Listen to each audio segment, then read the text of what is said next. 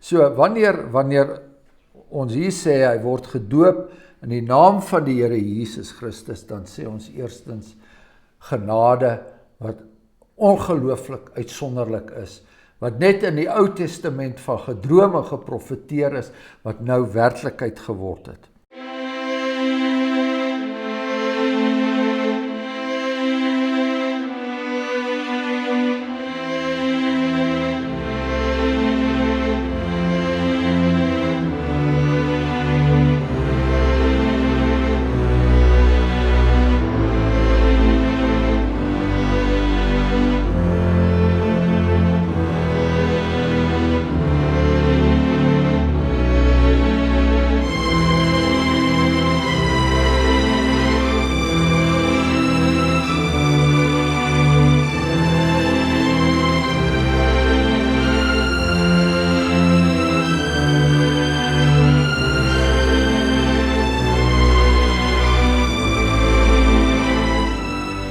Goed, kom ons begin. Ons bid saam. Ons Hemelse Vader, ons is in alle opsigte afhanklik van U genade om hierdie aarde te versorg. Ons is in alle opsigte afhanklik van die werking van die Heilige Gees om ook ons harte nuut te maak. En so bid ons dat U die reën daar buite sal laat val, as dit U wil is dat U hierdie dorre aarde sal voed. Die belofte wat daar is, bid ons dat U dit vir ons werklikheid sal maak. Maar so bid ons ook dat die reën van die woord, dat dit ook in ons siele vrugbare aarde sal vind. Dat ons sal groei in geloof en dat ons al groeiend sal dors na meer van die lewende water wat net van U afkom deur U Seun Jesus Christus. En ook hierdie geleentheid wat ons het, kosbare geleentheid, en 'n oordenking van die wonderlike dade van die Heilige Gees deur die apostels, bid ons ook vir seën. En ons dank U by voorbaat daarvoor. Want ons weet, dit is die een belofte wat ons Here Jesus Christus gemaak het, wat hy definitief sal nakom, en dit is dat hy nie die Heilige Gees van ons sal weerhou nie. Vergewe ons dan in ons swakheid, vergewe ons daar waar ons hierdie woord hanteer, gee tog dat ons dit met die nodige ontzag en eerbied sal doen. In die naam van hom, deur wie ons sondes vergewe is. Amen. Goed, ons het nou gekom by Handelinge 19, en soos ek verlede keer gesê het, het daar in 'n baie kort tydjie in die laaste verse van Handelinge 18 baie dinge gebeur. Die tweede sendingreis is afgesluit en die derde sendingreis het begin. So ons lees net daar die laaste klompie verse van hoofstuk 18 weer, net om die draad weer op te tel. Die apostel Paulus is in Korinthe, en dan lees ons in vers 24, en 'n sekere Jood met die naam van Apollos, wat in Alexandrië gebore was, 'n welsprekende man, het in Efese aangekom, en hy was magtig in die skrifte, en hy het onderrig ontvang in die weg van die Here, en vurig van gees het hy gespreek, en die dinge aangaande die Here noukeurig geleer, alhoewel hy net van die doop van Johannes geweet het. En hy het vrymoediglik in die sinagoge begin spreek, maar nadat Aquila en Priscilla hom gehoor het, het hulle hom by hom geneem en hom noukeuriger die weg van God uitgelê. En toe hy wou deurgaan na Agaia, het die broeders hom aangemoedig en die disippels geskrywe om hom te ontvang, en daar aangekom was hy deur die genade van die gelowiges tot veel nut, want hy het die Jode kragtig in die openbaar weerlê en deur die skrifte bewys dat Jesus die Christus is. En dan nou hoofstuk 19 vers 1, en terwyl Apollos in Korinthe was, het Paulus in die boonste landstreke deurgereis en in Efese gekom, En daar het hy sommige disippels gevind. En hulle gevra, het julle die Heilige Gees ontvang toe julle gelowig geword het? En hulle antwoord hom, ons het nie eers gehoor dat daar 'n Heilige Gees is nie. En hy vra hulle, met watter doop is julle dan gedoop? En hulle antwoord met die doop van Johannes. Daarop sê Paulus, Johannes het met die doop van bekering gedoop en aan die volk gesê dat hulle moes glo in die een wat na hom kom, dit is Christus Jesus. En toe hulle dit hoor, is hulle gedoop in die naam van die Here Jesus. En Paulus het hulle die hande opgelê en die Heilige Gees het op hulle gekom en hulle het met tale gespreek en geprofeteer. En altesaam was hulle omtrent 12 manne. En hy het in die sinagoge ingegaan en vrymoediglik 3 maande lank met hulle geredeneer en hulle probeer oortuig van die dinge wat die koninkryk van God aangaan.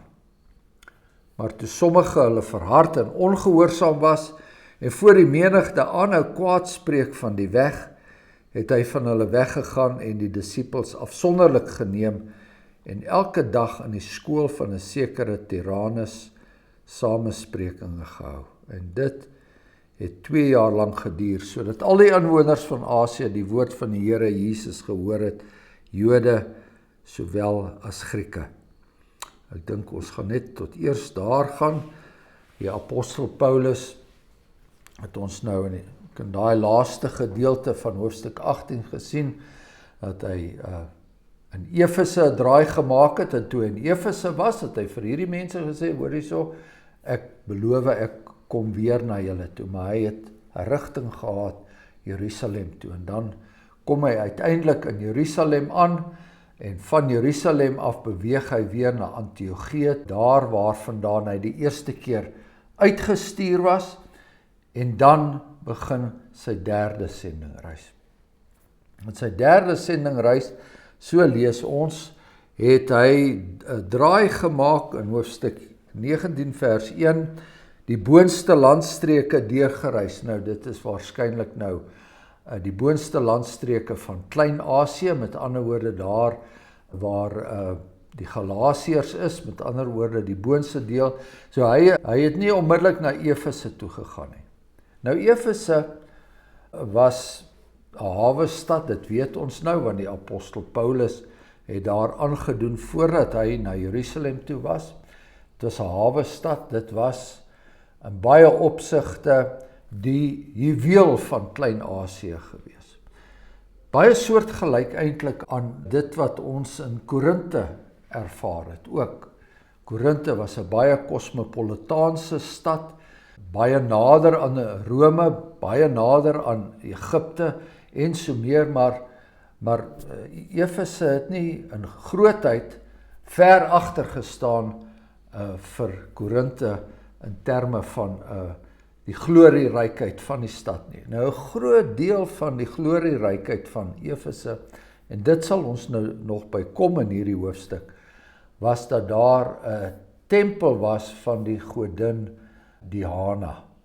Sy was 'n moeder aarde godin, ons kan later meer oor haar praat, en natuurlik die moeder aarde godsdienste, die hele heidendom, of dit nou die Kanaaniete was, en of dit die Galdeërs was, en of dit die Egiptenare was, en of dit die Grieke was, en uiteindelik die Romeine was, die moeder aarde aanbidding het eintlik in verskillende vorme en verskillende manifestasies die hele destydse heidenwêreld oorheers. En vir haar, vir Diana, is daar in Efese 'n magnifieke tempel gebou, een van die sogenaamde wonders van die antieke wêreld. Dit was dan veral die aantrekkingskrag wat hierdie tempel gehad het, ook vir pelgrims wat soontoe gereis het, wat daar kom offers bring het, die hele tempeldiens wat daar gefloreer het, net soos Jerusalem weer vir die Jode en die Joodsgesindes en die Godvreesendes 'n geweldige groot aantrekkingskrag was. So hierdie was nou eintlik die heidendomse ekwivalent van dit wat in Jerusalem gebeur het. met ander woorde 'n saamtrekpunt vir mense wat 'n sekere geloof beoefen. So, hy kom in Korinthe aan, en nou het ons klaar gelees dat Apollos, wat vroeër in Efese was, dat hy intussen na Korinthe vertrek het, daar waar Paulus baie vrugbare tyd deurgebring het, en nou kom Paulus daaraan waar Apollos eers was. En nou het ons klaar agtergekom rondom Apollos, sekere eienskappe van hom. Hy was vurig van gees, hy was welsprekend gewees, hy het die Ou Testament goed verstaan, maar dan het ons ook gelees net so 'n byvoegingkie, en dit is dat hy net van die doop van Johannes geweet het. So daar was sekere dinge, en ons moet eintlik hierdie soort van dinge verstaan. Die hele Bybel was nog nie beskikbaar gewees nie. Dit was nog die een leermeester wat uitgegaan het, die een ander apostel wat uitgegaan het, Barnabas wat uitgegaan het, Petrus wat uitgegaan het, en nog die ander apostels wat uitgegaan het, Filippus wat uitgegaan het, en hier was nog nie 'n formele, ek wil sê dogma of handleiding van die Christelike godsdiens, of die ware Christelike godsdiens in al sy fasette en al sy rykdom, soos ons dit vandag ken nie. Dit het baie te doen met die voortgesette werk van die Heilige Gees. So Apollos het sekere tekortkominge gehad, en hier in Efese wat hy so pas bedien het, sien ons dit by sommige disippels. En ons lees in vers 2, en Paulus het hulle gevra, het julle die Heilige Gees ontvang toe julle gelowig geword het? En hulle antwoord hom, ons het nie eers gehoor dat daar 'n Heilige Gees is nie. Nou, indien Apollos en sy disippels enigstens bewus was van die Ou Testament, en ons het nou klaar gehoor, Apollos was in alle opsigte bewus van die Ou Testament, dan klink dit nou snaaks dat hulle nie geweet het van die Heilige Gees nie, want die Heilige Gees, die Ou Testament is vol van die Heilige Gees. Dis nie iets wat nou skielik in die Nuwe Testament na vore kom. So hulle moes geweet het van die Heilige Gees. Hulle het nie geweet dat die Heilige Gees uitgestort is nie. En dat daar 'n totale nuwe bedeling na vore gekom het. So dit is hoe ons hierdie woorde moet verstaan. Ons het nie eens gehoor dat daar 'n Heilige Gees is in die vorm wat dit nou verkondig word nie. En dat hierdie Heilige Gees eintlik daar is om die genade wat ons het in die Here Jesus Christus, om dit te verkondig en om ons daaraan te verbind. Met ander woorde, die Heilige Gees kom na ons toe. Hy oortuig ons van sonde, hy oortuig ons van ons ellende. Hy oortuig ons dat die woord wat ons oopmaak in die Ou en die Nuwe Testament, dat dit die woord van God is en dat dit van toepassing is op my. Dit wat ons nou al soveel keer oor gepraat het, wat vir my altyd so aangrypend is, Christus en sy weldade aanneem. En die weldade sien ons in die werking van die Heilige Gees. So hy vra hulle, met watter doop is julle dan gedoop? En hulle antwoord met die doop van Johannes. En hier sien ons weer eens, en ons het dit al hieroor gepraat, sien ons weer eens duidelik dat die doop van Johannes en die doop wat na Johannes in die Here Jesus Christus se tyd en met die uitstorting van die Heilige Gees gekom het, is nie dieselfde doop nie. Dis nie, ons kan nie die twee is gelyk aan mekaar stel. En wat ons nou so dikwels al gesê het, en dit is wat baie mense doen en sê, maar ons mag nie kinders in die verbond doop nie, want Johannes die doper en Jesus self het nie so gedoop nie. So dis 'n ander doop wat ons hiervan praat. En dis 'n ander doop in die sin, soveel so, dat hulle weer gedoop is. hierdie keer gedoop is in die naam van die Here Jesus Christus, in die volle bedeling van die Heilige Gees, met die klem, nie net op bekering nie, maar as ons na ons doopsformulier luister, dan is daar 'n element van bekering daarin, hè. Die doop roep ons op tot 'n nuwe gehoorsaamheid oor ons. Die doop is 'n verbondsteken wat vra dat ons God die Vader sal lief hê bo alles, wat ons hom sal aanhang en vertrou in die Here Jesus Christus, en dat ons sal glo in hierdie ding. So, daar is 'n bekeringselement daaraan verbonde, eintlik 'n gedurende bekering, né? Doopsformulier sê, as ons somtyds in sonde val, dat ons nie daarin sal bly lê nie, maar dat ons aan die verbond van die Here sal vashou, met ander woorde weer sal opstaan, dat ons onsself weer tot die Here sal wend. Dit is nie eenmalige bekering nie, maar 'n gedurende bekering tot die Here. So al daardie dinge daarin opgesluit, maar die hoofsaak van die doop is die afwassing van ons sondes deur die bloed van die Here Jesus Christus. Dit is wat die water opwys. So, met watter doop is julle dan gedoop? Met die doop van Johannes sê hulle, en dan sê Paulus, Johannes het met die doop van bekering gedoop. Johannes het vir die volk gesê, mense, julle moet 'n radikale bekering ondergaan. En daardie bekering sal gesimboliseer word deur die feit dat julle onder die water sal gaan en weer sal uitkom. Met ander woorde, julle sal 'n simboliese verdrinking ondergaan. So drasties is dit wat julle gaan ervaar, en dat julle self moet voorberei op die een wat sou kom, hom wie se skoenriem ek nie waardig was om vas te maak nie. Hy wat kom, wie se skop in sy hand is, en hy sal die kaf van die koring skei en so meer. Met ander woorde, dis 'n bekering wat sê, ek het gehoor dat die Messias aan die kom is, en ek moet my lewe drasties verander om my koning te ontmoet. Die koning wat Israel nog die heeltyd verwag het. So in daardie opsig was Johannes die doper se doop eintlik 'n doop wat geheel en al by die Ou Testament tuis gehoord het. Mens kan met alle stelligheid sê dat Johannes die doper was die laaste profeet van die Ou Testament. Wees dink nou, ook die boek Maleagi sluit af met die woorde, daar kom een.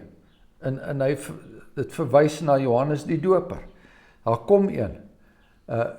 En dan kom hy in die begin van die Nuwe Testament, en dan word die Ou Testament en al die profete word afgesluit met die koms van Johannes.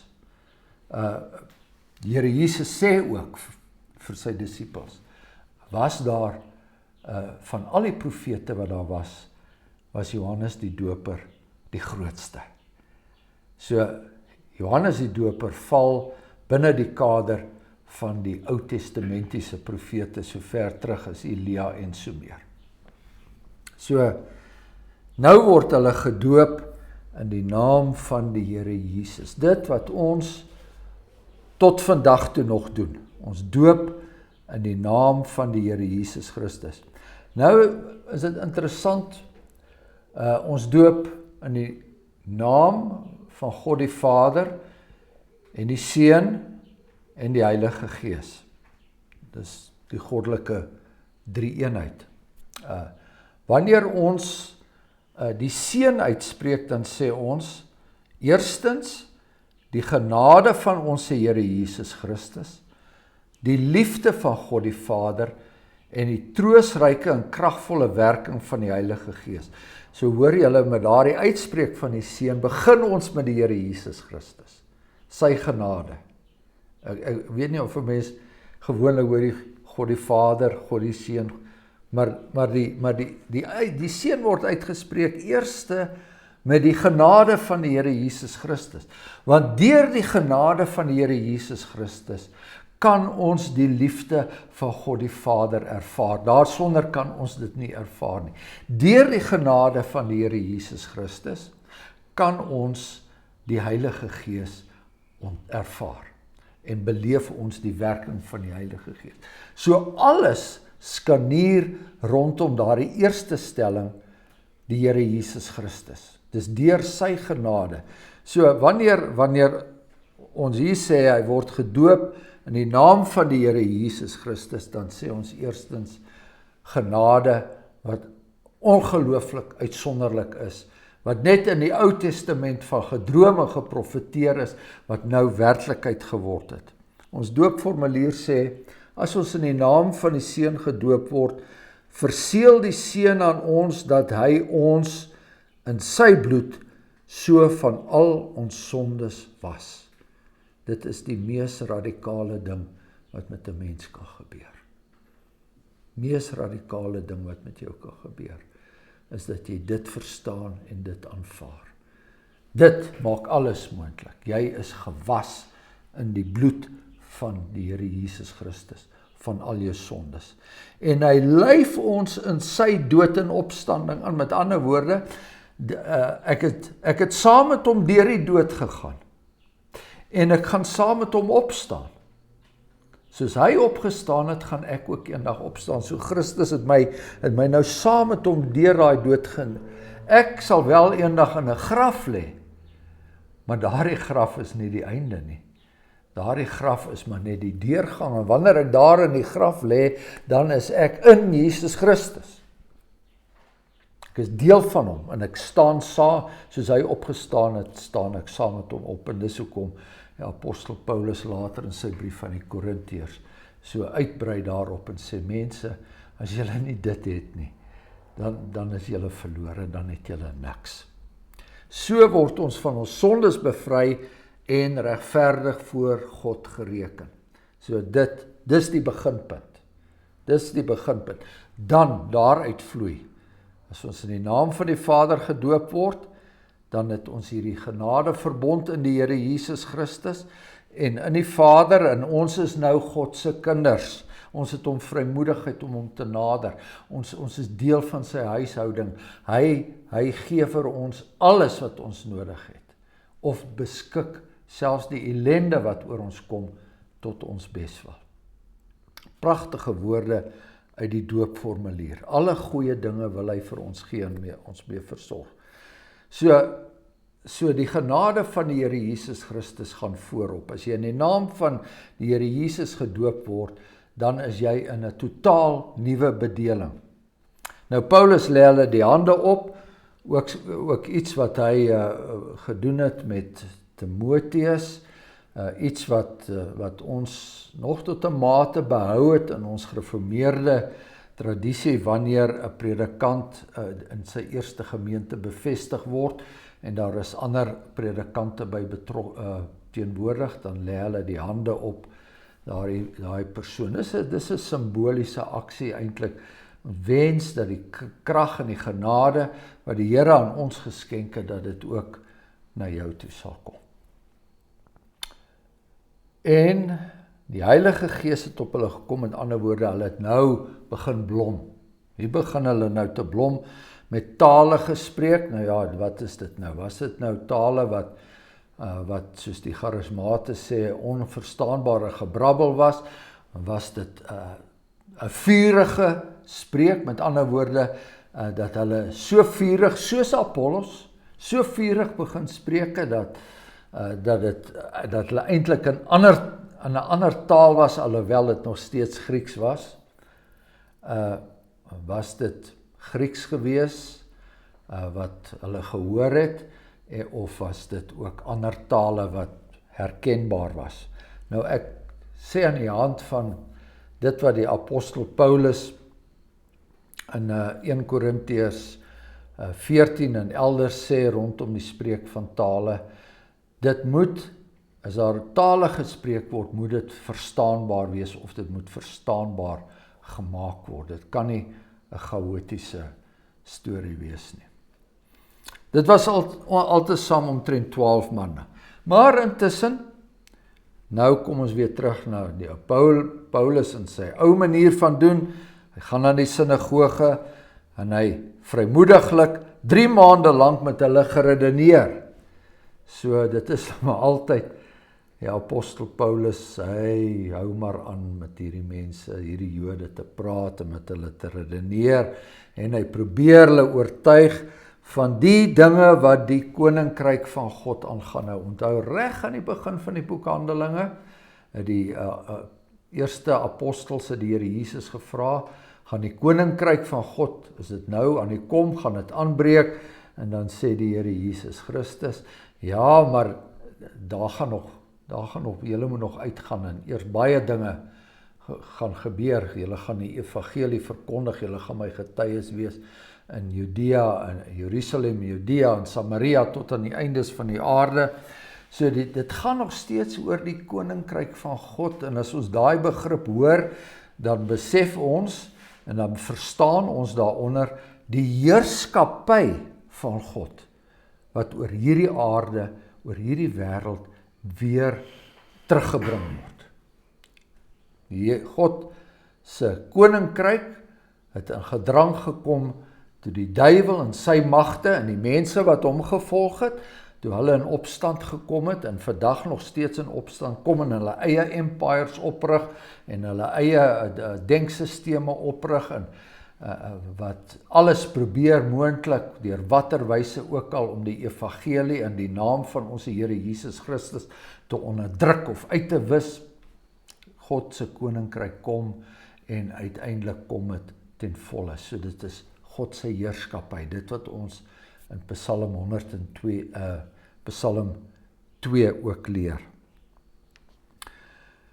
Ja, maar toe sommige hulle verhard en ongehoorsaam was, niks niets hieraan nie, en voor die menigte aanhou kwaad spreek van die weg, ons weer eens die begrip die weg wat ons in Handelinge 9 nou al teëgekom het, ook in Handelinge 19, veral in die boek Handelinge word dit gebruik in terme van die pad wat jy volg wanneer jy kind van die Here is. Mens kan dit in verband bring met die 2 weë van Psalm 1, né? Daar's een soort weg en daar's 'n ander soort weg. Dis die een soort weg van die mense wat in God glo, en daar's die weg van die mense wat in hulle eie opstandigheid voortleef. Maar hy gaan toe daarvan aan 'n weg, na hierdie kwaadsprekery en teestad, en hy begin 'n teologiese skool, by 'n sekere skool van Tyrannus. Nou wie hierdie Tyrannus was, weet ons nie. Ons weet niks meer van hom nie, maar dit was 'n plek buite die sinagoge, en daar begin die apostel Paulus op 'n daaglikse basis, begin hy eintlik mense te katkeseer, mense te onderrig en mense te onderrig in die gesonde leer wat hy so dikwels genoem het in die res van sy briewe, praat hy van die gesonde leer. Hy leer hulle hierdie dinge waar hulle tekort geskiet het, waar hulle nog nie die volle omvang van die evangelie geken het, waar hulle nog nie al die uitwerkinge van die weg van die Here Jesus Christus geken het nie. Daar is hy nou dag vir dag besig. En daardie woord brei uit, daarvan dan verder in die hele Klein-Asië. Ons lees dat al die inwoners van Asië, nou dit is natuurlik weer, soos ek in die verlede gesê het, 'n soort van 'n oordrywing, met ander woorde, baie mense, uit baie streke, uit baie dorpe, omtrent die hele Klein-Asië vol, het hierdie woord nou versprei, en dit te midde van hierdie heidendom, hierdie Diana en die van Efese se tempel en al die hoerery en towery en dinge wat daarmee saamgegaan het. En daarvan, as die Here wil, sal ons nou volgende keer 'n bietjie meer leer.